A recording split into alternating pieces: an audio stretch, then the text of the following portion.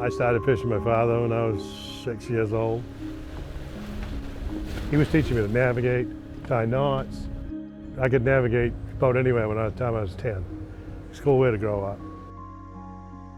To be out on the water and not have anybody bothering you all day, this is just a great way to live. I mean, we're one of the last wild fisheries in the country. You can still make a living at it.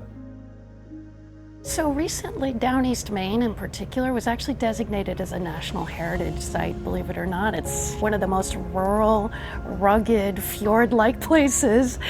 Fishing and deriving a livelihood and, working with the environment and the ocean to provide that seafood, that community livelihood. It's the core of our ethos in Maine.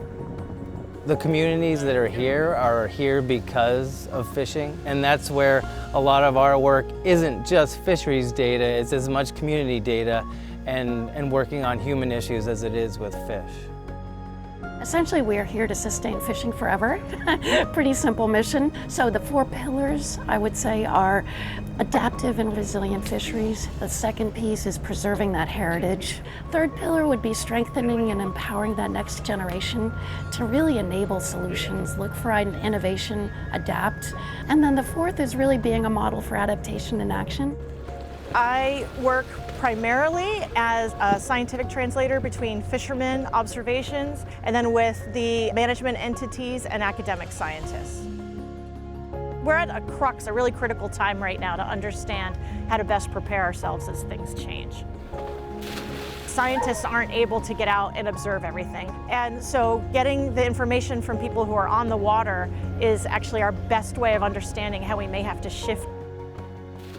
The need for conservation with the economics and the livelihoods is a perennial challenge in fisheries. Whether it's scientists, regulators, and the industry, everybody has a valid perspective, but you can't have those in isolation. And so by bringing those 3 parties together in a very regular basis, iterating on these questions, creating that bottom-up feedback, grassroots input, it's only with that we can get a full picture of what's really going on. Managing fisheries by monitoring fisheries together with fishermen, with scientists, with managers, with communities is starting to show us wins. This is listening to the ocean through our fishermen. This is enabling the fishermen to derive a livelihood and overall allowing our state and our way of life to persist.